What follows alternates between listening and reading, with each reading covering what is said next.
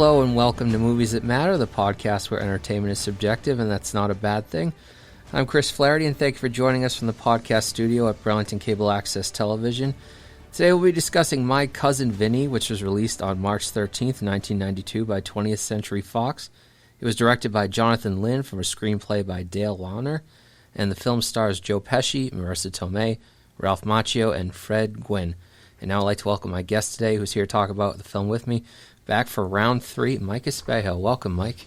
Hello, Chris. Thanks for having me. Thanks for coming back. Mike's a member of the Burlington Select Board since 2022, longtime Burlingtonian like myself, and a regular voice here on the BCAT airwaves. You probably remember the pod where it happens. Now he's on the Sporting Zone with Carter Ames. Mike, you ready? I'm ready. Let's do it. Okay, so in your own words, can you tell us what this film is about? I can. So two, college kids from New York are going to UCLA, and they're driving cross-country, and they decide to take the scenic route down south. And when they're going through Alabama, they stop to pick up some food. One of them, Ralph Macchio, who is Bill Gambini in the film, inadvertently puts a can of tuna in his pocket because he couldn't carry everything to the register. They pay, take off, and when they drive away, they realize they didn't pay for the tuna. And while they're driving, they actually get pulled over because the police are on the lookout because apparently right after they left, the clerk in the Sack of Suds convenience store was shot, and it was a similar car and make to what the guys were driving. The police officer thought these guys could have been the person. Yada, yada, yada. They get charged. They use an attorney from Billy's family, who's played by Joe Pesci, named Vinny Gambini. And the hijinks begin. Gambini comes down to Alabama, who and his own history as a lawyer is funny, and tries to take on the case for the boys. And there's a lot of culture shock, a lot of misdirection, and their adventures along with his fiancée, Mona Lisa Vito, brilliantly played by Marissa Tomei. Their adventures down in Alabama, working through the trial, getting through and trying to get Bill Gambini and his friend Stan, who's with him, off, make for a great story and fun film. Yeah. How did you first discover this film? I was trying to think of that when I was doing the prep for this, and I really can't remember. I was looking, like you said, it came out in March of 92. So I would have been my first year out of high school, freshman in college, and I probably just caught it in the theater. This seems like the type of movie I would go catch, and especially with being a college freshman in a lonely, sleepy town. I think we went to movies a lot, and you see Joe Pesci and Ralph Macchio, and you want to go see that film, and it looked pretty funny. I'm guessing I probably saw it in the theater in its first run. It just seems like it'd be right up my alley. First time I saw this was in my sophomore Italian class in high school. No way. Yeah, shout out to Miss Horley. Right here in Burlington High. Right here in Burlington High. It was always on the shelf at my grandmother's house, and I never really knew what it was. And then she pulled it out one day, and I'm like, oh, I recognize that cover, and the rest is history, as they say. Now, you got to tell me, how does this relate to Italian? Well, I mean, you have two Italian Americans, right? We're stretching already. Okay. Two Italian Americans, and I think they're culture shock, right? They're the outsiders, right? They're dealing with this society that might not fully understand them, and yeah, I it's been a long time since I've been in Italian class, but I could definitely probably write an essay on it if you gave me the time. That's fantastic. Because as a parent now, if I heard my son was going to Italian class and watching My Cousin Vinny, I would kind of raise an eyebrow. I was watching it, and I'm like, I don't remember this much swearing in the class. That's fantastic. So maybe she just showed us some parts. I don't know. Or the edited for television version? Yeah, edited for television version. And actually... Is that available? Was that available when you were a sophomore in high school? Maybe? I don't know. But you know what's funny? I also saw Ferris Bueller for the first time in high school, and that's one we just talked about. These are the movies I'm picking. I just went through your high school curriculum. Yeah, they didn't show us Jerry Maguire in school, though. Oh, well. All right, so what sticks out with you when you watch this film? A lot. I got to go with Marissa Tomei's character. She was just perfect, and she was funny. She was intelligent, attractive, everything you'd want in your female lead, and she's just down to earth, and just that couple with Joe Pesci, they really stuck out, and they carried the film. Joe Pesci, fish out of water lawyer, and their dynamic of they had an agreement that once he won his first case, they would get married, and they were fiancé for many, many years, and he never tried a case, and I think it took him 6 tries to pass the bar or something like that. Yeah, they 6 mentioned. tries. Yep. And just those two, I think, carried the film, and I love those two characters. Yeah, one of my favorite on-screen couples. Yeah. Yeah, and she won the Oscar too. Best Supporting Actress in 1993. Awesome. With that said, any characters you particularly connect or gravitate to? Probably the Joe Pesci character, just trying to make best out of a tough situation, and just his whole journey and performance, and Joe Pesci character was just definitely sticks out. Mm-hmm. Any quotes, or we'll start with quotes. Any quotes from the film that really stick in your head? The two Utes, I think Yes. that is quoted all the time when Joe Pesci's Brooklyn accent kind of puts the Chamberlain Haller, the judge, turns him for a loop, and Joe Pesci says 2 Utes, and he says 2 what? And Joe Pesci says 2 youths. But that is just an awesome scene, and the money scene when Joe Pesci uses Marissa Tomei to win the case. That's a great one, and there's a lot. All of Joe Pesci's cross examinations, I love. Oh my God. Just the whole courtroom scene. It's such a great movie, so fun. Yeah, breaking down the whole cooking time for the grits. Oh, that was great. Is Yeah, my favorite Magic one. Grits. Yeah. I think Marissa Tomei's money shot where Joe Pesci, they're in a hotel and they're talking about how he's going to go hunting with the prosecuting attorney. Yeah. And he's trying to bond with him, and he's asking what he should wear. And Marissa Tomei just has a great line where she just says, I can't even give it justice, but she says something like, say you're a little deer and you're out drinking a glass of water. And she sets the whole scene, and then she goes, bam! Shot in the head of the bullet. She goes, do you think, and I'm butchering this, but she said, do you think the deer will give a expletive on what the guy that shot him is wearing? And it's just perfect. It just epitomizes her character, and she sets it up so softly and cutely, and then bam, animal murder. So many great moments. One of my favorite lines from her is, I can't even say it, but it's called disclosure, expletive, because he's like so happy that he's going to show me his files. Yeah, there's so many. Yeah. And all the times you've watched this film throughout the years, any specific viewings that stick out in your memory, like with a certain person at a certain time? There is one. Being a big sports fan, when we had the big Deflategate thing, Bill Belichick was being interviewed, and he said he wasn't the Mona Lisa Vito of footballs and pressurized footballs or whatever it was. And I watched the movie within probably the next few weeks, and just him bringing up the movie in a sports press conference reminded me how great it was, and it just made me laugh that was what, 2007, and Bill Belichick was quoting it in a space that was like the last place you think My Cousin Vinny would be quoted, right? And the last person to quote, the last person you think would be quoting My Cousin Vinny, quoted it in one of the biggest Patriot stories of all time, biggest scandals. And I just had to go. I just reminded me, oh my God, that's such a great movie. I just went back and watched it after Bill Belichick quoted it. What a rare moment of sharp humor from Bill Belichick. Yeah, they say he's got a very dry wit and very funny, but he doesn't show it much. But we got it that day. Quite a window into his movie taste, too. Yeah, and it just kind of like an interesting crossroads of sports and pop culture and media, and it all just crossed right there. Like the Venn diagram of my life was right at that interview. Amazing. We were just talking about school and stuff. Has your son been introduced to this movie yet? Has he? Not yet, no. Okay. Brody has not watched it. He's 12, but probably soon. That's a good reminder, yeah. Yeah, add it to the list. Yes. Well, maybe he could bring it to Italian class. Yeah, right. We'll see if he takes Italian in high school. Yeah. How do you think this film is a reflection of your tastes in movies and stories? I think it definitely reflects me. It's very humorous, and I like to joke around and have fun.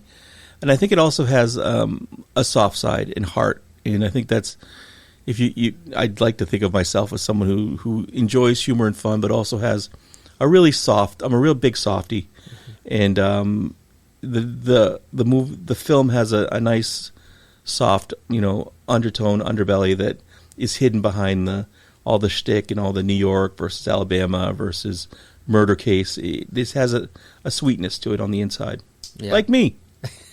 I think he's single, ladies. If you could pull a common thread from the three films you've brought here, so that's Ferris Bueller, Jerry Maguire, and My Cousin Vinny, what do you think the common theme is between those three movies? Yeah, I was thinking of this one. Trying to think about this one. It's probably just what I said. That they have a strong comedic vibe, but also kind of they show heart and they have a softer side. I think all three of those films have both. They have strong comedic characteristics that also just kind of like a human side and a warm side, and a side you can kind of sigh and go, oh. Yeah. So. Three leads that are very sarcastic, but they do definitely have like their soft side, as you would say. Yeah. From your perspective, what are some of the more important themes and messages of the film? One I got from this one, and I watched it back, we first discussed this maybe a month ago, and then I watched it again last night and this morning because it was at home late. But I think it's don't judge a book by its cover. Mm-hmm.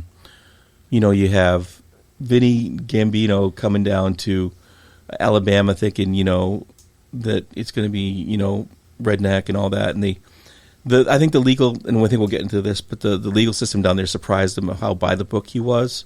Mm-hmm. Also, just Mona Lisa Vito, how she came off as kind of an airy, kind of ditzy, how's the Chinese food here when they pull into town, to someone whose intellect kind of saves the day. So right. A lot of the don't judge a book by its cover. I get that, and what else? No, I think that's the theme I get. Yeah. How do you think this film portrays the judicial system in a positive or negative light? I think it portrays it actually very positively. Mm-hmm.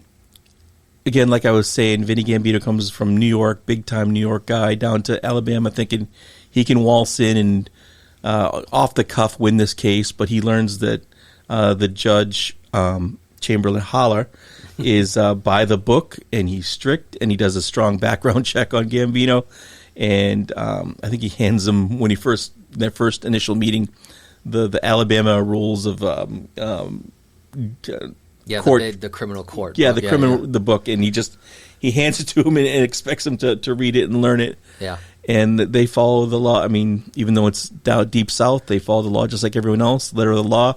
Mm-hmm. And I think that it portrays it in a great light, I think. Yeah. I did always wonder if they were just looking to blame Billy and... Is it Billy and Stan? Yeah, Billy and Stan. Yeah. Just because, like he said, like there's that it's kind of comedic, like the misunderstanding where it's like, I shot the clerk, right? Question mark, but then it's like, no, he said it, he shot the clerk.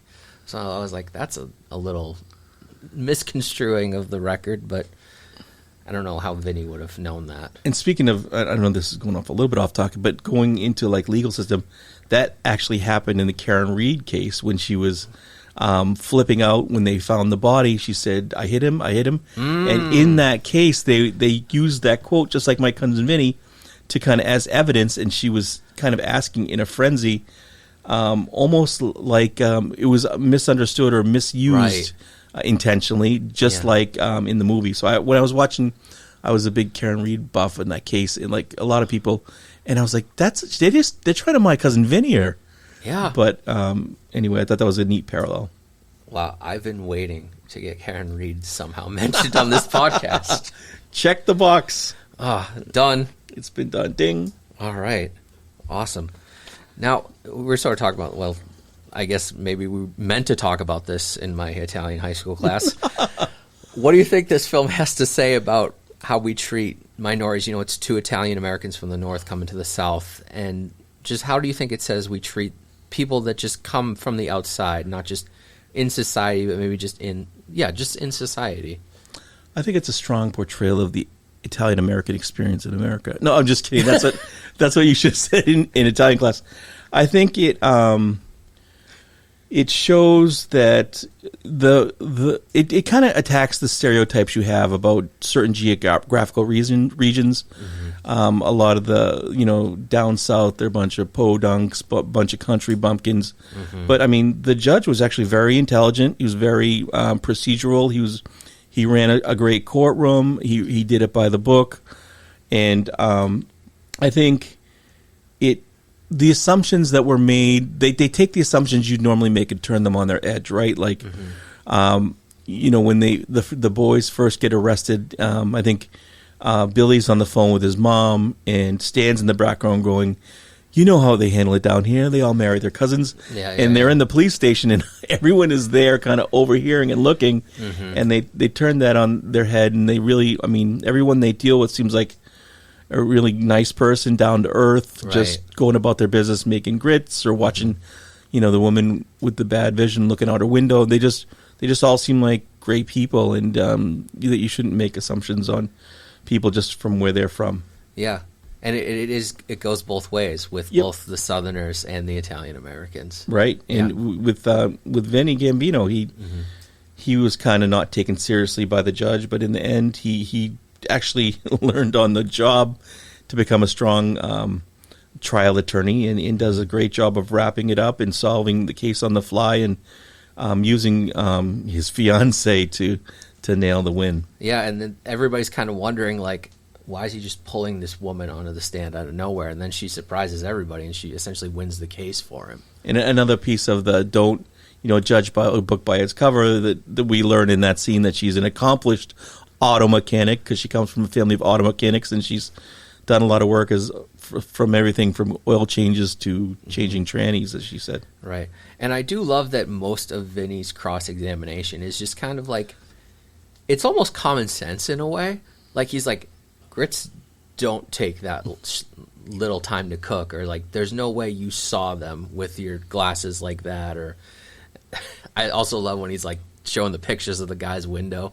Like, you saw it through this screen, through this tree, and all these bushes. Like, it's, again, another, like, subversion of expectations. And the grits cross-examination is also another example of how fast he learns, because I think the very first breakfast, they go into that little diner near the hotel, and I think the menu is breakfast, lunch, dinner. Yeah. And they get handed a plate of eggs and grits, and he just goes, what's that? And that's when he learned what actually grits were, how long they took to cook, and all that.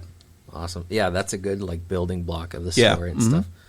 All right, so any favorite pieces of trivia or fun facts on the film you would like to share? Yeah, doing just kind of like my prep for today, I read online that great scene about two Utes was not in the script, and wasn't planned, and they kind of ad-libbed it and kept it in because it was so great. So that was just something that happened, and they kind of went with it and rolled with it, and it turned out to be one of the most memorable scenes in the film.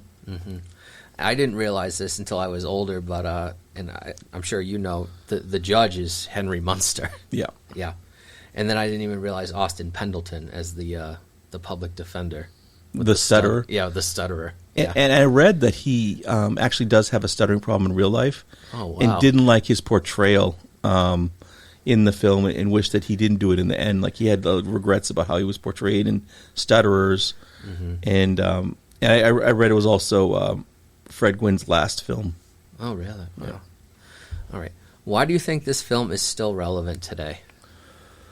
I think all great films are timeless. That's what makes them great. And I think it's the memorable lines, the performance from Marissa Tomei, and, I mean, Joe Pesci. I think he should have gotten some looks. Maybe he did, but not as high as an Oscar. Maybe other awards, I'm not sure. But just how funny it is and sweet it is, and how it's a pretty much predictable story, but they really do a great job of making it entertaining and fun, and throw twists in there, because you see what's going to happen. You go, okay, this guy's going to come to New York and save the day. He's going to be some lawyer. But it's not really a hard story to figure out, but it's still captivating the way they present it and the way that it's written. It's just a brilliant script. Backtrack. Could you follow the car testimony at the end? Like how they broke down, like how each car was different? Not really. Okay, I don't feel so bad Yeah, anymore. they're talking about limited slip differential, and they said solid rear axle, and that the car would have gone on its side and would have made those tire tracks, but independent suspension, yada, yada. I think at first, no, but I think after watching the film over 20 times, I kind of get it now. Yeah. But no, I didn't follow it for a while. Thank God for expert witnesses then. Yeah. Yeah. So other than that, it's a very clear story to follow. Right. All right, time to get a little cynical. What would you do for a legacy sequel, like a Top Gun Maverick style sequel? I don't know if this qualifies for legacy, but what I'd like to see for a sequel is, one, the wedding. Where you can start the film with the wedding, but then Vinny Gambino's future lawyering and what he does with going forward. Maybe get some confidence and starts to take on more cases. Then just I think that would be a fun film, just watching him become a lawyer and that kind of journey. I don't know. I'd like that. Yeah. And you have all the main players still around. Yeah. Yeah. You open it with the wedding, and then then they have to, they buy a house or wherever they go, an apartment, and then you watch them kind of go to work. Yeah. Would you send it back to the South, or would you do a different area? No, I'd probably go to New York, where they're from. Nice. I just kind of put those fish back in water somehow, but because that's that's where they'd go, right? They probably went home. The whole scene ends with them going home, so I don't think they'd want to move back to Alabama after. Yeah, no, they after probably all put that. it in the rearview mirror. Yeah, right. Literally and figuratively. Yeah. Okay, now it's time to get really cynical. If you had to remake this movie, who would you cast? That's a tough one. I was trying to think of this because I think it's cast so brilliantly, and I read that who they wanted first for Vinny Gambini was Andrew Dice Clay, but he declined. What? Yes, I think Pesci's so much better. I don't know if I would have liked the movie with Andrew Dice Clay. Crazy casting choice, right? Oh my God. But I'd probably, I don't know. I think it's perfectly cast. I think maybe recast Stan and maybe someone with a little bit more. He was kind of a whiny kind of, maybe someone with a little more dynamic. But I really wouldn't touch. I wouldn't touch a lot of the main players. Yeah, I don't even know who I would cast. The only one you just brought up, Stan. I think maybe David Krumholtz could do it. Yeah, Bernard from Santa Claus. Yeah, he was kind of a twerp. Yeah. All right. As someone like me who remembers a time when I had to word this carefully. As someone like me who remembers a time when we didn't have streaming services, what are your thoughts on this current industry epidemic where media is often put behind paywalls, it hops off streaming services everywhere, limits its availability? Like, if I didn't have this on DVD, I wouldn't have been able to watch it. I would have to rent it digitally before we talked. Which is what I did for $3.99 from Amazon Prime Video. Oh, nice. Yeah, I don't like the current age because you have to have all these different streaming services to watch, and this goes beyond films, but different TV shows, the hot TV show of the day. I'm like, I don't have Paramount. So, but with films, like I use I forget the name of the app I use that I'm like, I want to watch this movie, and it's called Just Watch, and you pop in Just Watch and you pop in the movie, and then it tells you who's got it for rent, who's got it for streaming. It's a good app. It's right about 70% of the time, but it gives you a good start. And if you're in the mood for a film, you have to kind of find out where it is, and then hope you have a subscription, or you got to rent it. So I don't like the current age of where we are. I love the old school age. I love Blockbuster Video in the center of town. Yes. That was cool. I could just walk through there for hours trying to find a movie. Yeah. And then you usually see half the town there on a Friday night, everyone trying to do the same thing. And then I don't know how to solve that, but I don't like the current state of media. I get, these companies have to make money and people are cutting the cord, but I don't like it. Yeah. I just remember, or do you remember Video Village? Oh, yeah, ROM. Yeah, right by Elakash's. Right, and they had the secret back room for adults. Okay, well, I was not privy to that section. Uh-oh. No, I saw adults go in. Okay, yeah. And I always wondered what was back there. Yeah, I got sad when they closed down. Yeah. 'Cause, like, we lived right around the corner, so I could just walk down the street, get some movies. Ram was great, too. He was really nice. Yeah. I rented, I think, the Sega Genesis for the first time there, and Ram was so proud to rent it to me. Wow. The only thing I can really remember is a poo corner. Like when and John Vias is going to call me and say, how dare you get this wrong. They were like people dressed in Winnie the Pooh costumes and like doing like, it's kind of like a Muppet Show style thing. That's a movie? It was a show. Oh. Yeah. And it's not on Disney Plus. It's lost media. Mm. Ties it all back. Yep. So you don't have My Cousin Vinny on DVD? I do not. I know what to get you for your birthday now. All right. So why do you think people should see this film if they haven't? I think it's part of like popular culture. It's quoted so much to youths. I think it's a classic, and it's one that, I mean, again, came out in 92, and it's still, I mean, amazingly relevant. You know, to Bill Belichick, and Crazy. people Crazy quote it film. all the time. Like the youths like that. Yeah. People quote that line all the time, and I think it's worth the viewing if you haven't seen it. It's great. Would you say this film is properly rated, overrated, or underrated? I'd say it's probably, they got it right. I think it's rated correctly. I think it's not, you know, elite, but it's not just good. I think it's in the very good to very, very good range. Okay. And I think that's I mean, if you think about overall, yeah, it's a predictable story. If you want to have like an excellent 199 rating, I think you have to have a story that kind of has twists and turns and is not so predictable. But I think in spite of that is what makes this film so great, is that it's so good, even though the story is kind of like, you know what's going to happen. Yeah. How would you pitch this movie to someone that never seen it before? I would say if you're having a bad day and you need a laugh and you like Joe Pesci and Ralph Macchio and Marissa Tomei, this is the film for you. And it's a great story, a lot of laughs, and it's got a funny ending, and it's timeless, and there are great performances, and again, like in some of the rewatches, I would just laugh out loud and just things I forgot, and just there are just a lot of subtle things in there that make it really great, and it's great all the way through. There's really not a boring part. Mm-hmm.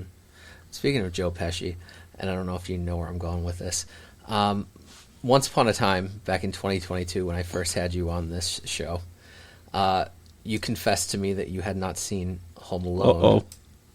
Uh-oh. All right, moving on. And now it's time to wrap up. But to conclude our discussion, Mike, why does My Cousin Vinny matter to you? It matters because there are a lot of, I mean, underneath all of the laughs and the jokes, and there's a lot of good life lessons in there. Like,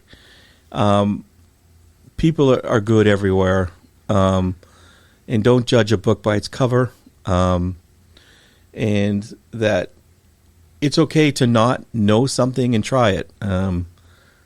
You know, Vinny Gambino, he went to law school, and it took him a long time to pass the bar and become an attorney, but he never participated in law. But when he got his calling, he jumped right in. I love that he just, you know, he just jumped right in and did it. And I think that a lot of times in life, you're faced with challenges, and you get nervous and afraid, and like, am I going to do this? I mean, I got to do it, and you just jump right in and go for it, and just figure it out. And either way, things will be okay. All right. One little extra question: how would you rank the 3 films that you've brought to Movies That Matter? That's tough. Let's take a look. I'm going to rank them. So Jerry, Ferris, and Vinny. I'd probably say Ferris number 1. Okay. I think that's just one of my favorite all-time movies. Taking Brody to Chicago in next month, and I can't wait to show him Wrigley Field. Very cool. So I was thinking a lot about Ferris, and we may have to do a Ferris Bueller viewing. Number 2 is My Cousin Vinny. Nice. And number 3 is Jerry Maguire. Cool. All right, good ranking. Thank you, Mike. Thanks you, for Chris. coming back. Any movies you're looking forward to this summer? There's a lot. Yeah. A lot. I actually want to see Toy Story. I have seen it. How was it? I cried. Yeah. I think Pixar needs to start paying for my therapy. Yeah. And I love that I think it's very timely for me because they tackle screen time. Yeah. And I mean, for every parent, that's like the number one like issue, I think. These kids are just, their faces are buried in screens. And I think you've heard this a million times, but when we were growing up, you couldn't ride your bike, you couldn't drive a car down the street without interrupting a street hockey game or seeing kids outside playing. Now they're all on their screens or they're playing video games, and it's just, I say to Brody all the time, like, dude, you're missing life. Like, put the phone down. And I'm just as bad, though. I'm just as bad with the phone. Me too. And I think I can't wait to see how Toy Story tackles that. There's so many. I want to see Disclosure Day. Yes. Have you seen that? I have not, but apparently it's very good for Spielberg. It sounds awesome. Spider-Man, yes, it looks awesome. Brody is so excited for that. He's a big Spider-Man guy. Yeah. I want to see Supergirl. I think that opens this weekend. That's this weekend, yeah. I was going to ask because you got your crypto shirt on. Yeah, I want to see that. I'm sure there's something else that I'm forgetting. I've seen Toy Story 5, and actually at the Mendon Drive-In, if you guys want to do a fun night at the movies, go to the Mendon Drive-In. They double featured Star Wars, Mandalorian, and Grogu, and Toy Story 5. Nice. And Star Wars was good.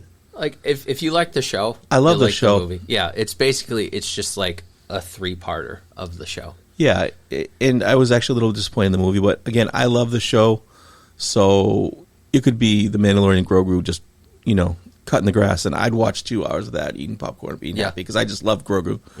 And the whole story and their dynamic, but there's got to be something. There was something else too. I forget. What are the other big I'm trying to think, like, summer releases? It wasn't summer, but I want to see the Odyssey too. Yes, the Odyssey. Yeah, looks awesome. The Sheep Detective. It's not really a summer movie, but the Sheep Detectives was great. Really? Yeah, it's on Prime Video right now. The Michael Jackson movie was all right. Yeah, I thought it was good. I think the performance. It didn't really. It was kind of like a. Didn't really. I don't know. Didn't I love my? That's my favorite style of movie. Musical biopic, and it didn't really. I don't know. It didn't have any meat there. But the performance from his nephew or whatever, Jafar Jackson, fantastic. And Coleman Domingo as his father was fantastic. Crazy. Yeah. One of my favorite movies is the Johnny Cash movie, Walk the Line. I love the musical biopic. But I'm trying to think of what else is coming out. We just had AMC in our theater, and they're keeping theaters open late for Spider-Man. Right. And there was another one. I already forget what it was. Was it the Odyssey? It might have been. We were trying to figure it out too when we were looking at the agenda. Yeah, it might have been the Odyssey. Yeah, because that's probably 3 hours, right? Yeah, that's actually it. Yeah. So, I mean, I love when they do that. I think that's neat. And they say that, I mean, they get great attendance in the summer, those late movies with the long ones. I mean, people just go late, and why not? I don't know how. I can't stay awake for late movies anymore. Yeah, right. Yeah. All right, Mike, thanks so much. Thank you, Chris. This is awesome. Congratulations on 62 episodes. Thank you, sir. That's great. I don't remember when the last time you were on, but we won't wait 3 years for your next one. Yeah, and I liked what you said at the BCAT Appreciation Night, where you thanked everyone for kind of allowing you to do something that you love and follow along and comment, and all the people that came on to do the podcast with you. I think that was a very nice thank you sentiment and speech. Yeah, no, seriously, I do. I'm very grateful that I work here at BCAT, where I have the opportunity to use these resources to, as I said, explore my own creative side quests. And I'm thankful for you and all the other BCAT figureheads and volunteers that come on this show and devote their time to these wacky side quests. So, maybe a musical biopic next. About who would we do, though? Or who would I want to do, though? We can think about it. We'll think about it. All right. I might have one idea, but we'll get to that. All right, folks. Stay tuned, folks. Stay tuned. Folks, thanks for listening to another episode of Movies That Matter. You can find us on YouTube, Spotify, or wherever you find your podcasts. As for me, you can find me at Movies That Matter Pod on Instagram. And if you have any questions, comments, or even movie recommendations, send an email to moviesthatmatterpod@gmail.com.